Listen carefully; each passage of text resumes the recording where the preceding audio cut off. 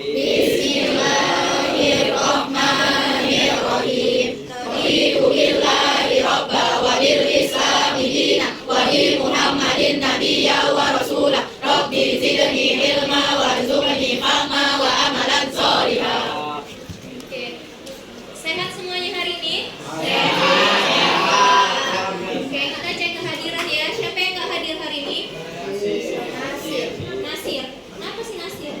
Iya.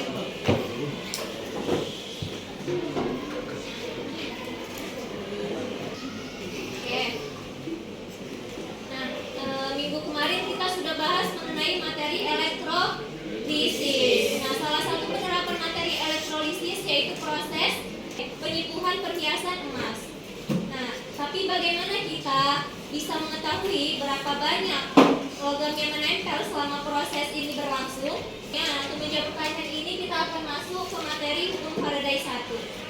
Nah, adapun tujuan pembelajaran kita pada hari ini, yang pertama untuk mengetahui apa itu hukum Faraday 1, yang kedua untuk menghitung perhitungan dalam hukum Faraday 1. Nampak semua gambarnya? Gambar ini, gambar 1 merupakan proses penyipuhan perhiasan emas dan lapisan logam krom pada komponen kendaraan. Gambar 2 apa? Proses Pelapisan kendaraan pada industri logam dan pelapisan logam nikel pada alat rumah tangga. Nah, proses penyipuhan ini dilakukan dengan cara mengalirkan arus listrik melalui larutan elektrolit sehingga logam tertentu menempel pada permukaan benda. Nah, menurut kalian, apakah lama waktu penyipuhan atau besar arus listrik yang kita gunakan akan mempengaruhi ketebalan lapisan logam yang menempel? Ya, iya kan? Akan berpengaruh kan? Nah, bagaimana cara kita menentukan hubungan kuantitatifnya? Nah, disinilah kita belajar mengenai hukum Faraday 1. Oke, nah, di sini ada sebuah fenomena. Sebuah bengkel industri melakukan proses penyipuhan logam perak dan tembaga secara bersamaan untuk dua produk yang berbeda. Kedua proses dilakukan menggunakan arus listrik 4 ampere selama 30 menit. Setelah proses selesai, diperoleh data sebagai berikut. Massa Ag diperoleh 2,42 gram, massa tembaga diperoleh 1,19. Nah, pertanyaannya, mengapa massa perak yang dihasilkan lebih banyak daripada massa tembaga? Padahal arus listrik dan waktunya sama.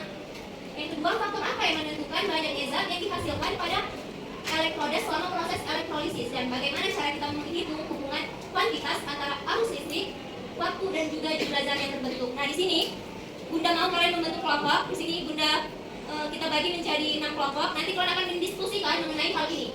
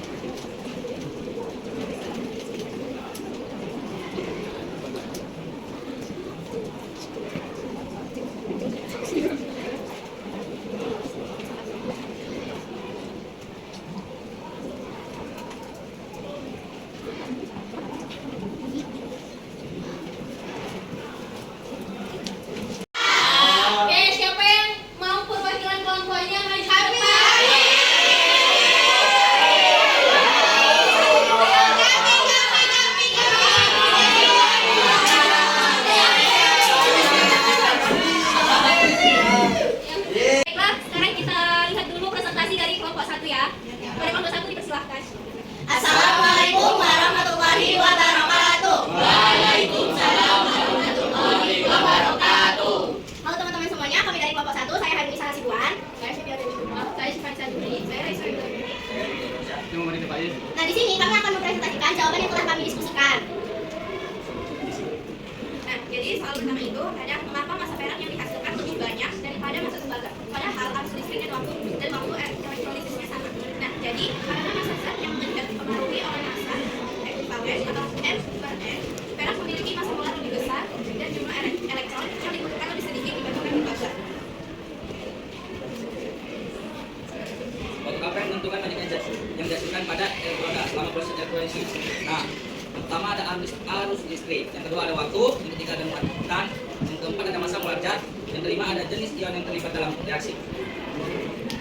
Nah, yang nomor 3, bagaimana cara menghitung hubungan kuantitas antara arus listrik, waktu, dan jumlah zat yang terbentuk. Nah, rumusnya itu W sama dengan AR per N dikali I kali T per F. Nah, W ini sebagai massa yang kita cari, AR ini massa atom relatifnya, N ini tuh ionnya, dikali I itu satuan ampere, T itu waktu, dan F ini adalah ketetapan, yaitu Faraday-nya ketetapannya 96.500. Oke, nah baik, ada tanggapan nggak dari kelompok lain mengenai presentasi dari kelompok 1?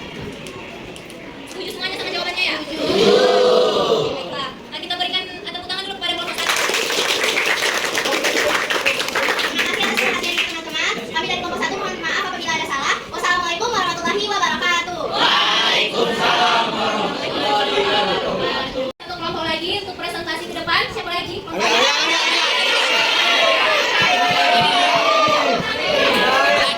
Ya, kakak.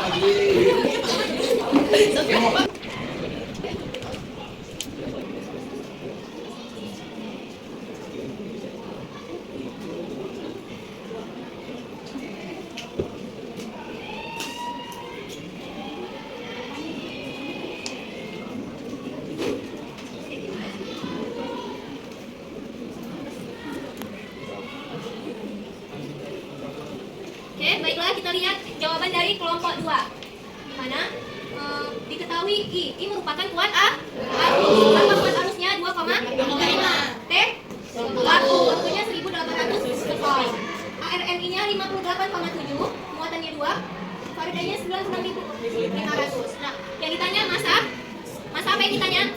Massa si NI. Jadi untuk mencarinya pakai rumus AR per N dikali I kali T per N. Nah, kita masukkan semua angkanya, maka didapat hasilnya 1,368 gram. Sekian kami. Assalamualaikum warahmatullahi wabarakatuh. Waalaikumsalam warahmatullahi wabarakatuh. Dalam pembelajaran kita pada hari ini, ada kesimpulan pada pembelajaran hari ini yaitu hukum Faraday menyatakan bahwa massa zat yang diendapkan atau dilarutkan itu sebanding dengan muatan yang dilewatkan dalam sel atau massa ekuivalen. Untuk menghitung hukum Faraday yang tadi rumusnya W sama dengan R per N dikali I kali T per N. Oke, nah sekian pembelajaran kita pada hari ini. Minggu depan kita akan masuk ke hukum Faraday 2. Mohon dibaca-baca lagi bukunya di rumah. Baiklah, sebelum akhiri pembelajaran pada hari ini, alangkah baiknya kita berdoa. Ada ketua kelas, mohon dipimpin doanya. Doa. Bismillahirrahmanirrahim. Subhanakallahumma wa bihamdika asyhadu an la ilaha illa anta astaghfiruka wa atubu ilaik. Udah akhiri, wassalamualaikum warahmatullahi wabarakatuh. Waalaikumsalam warahmatullahi wabarakatuh. Terima kasih Bunda.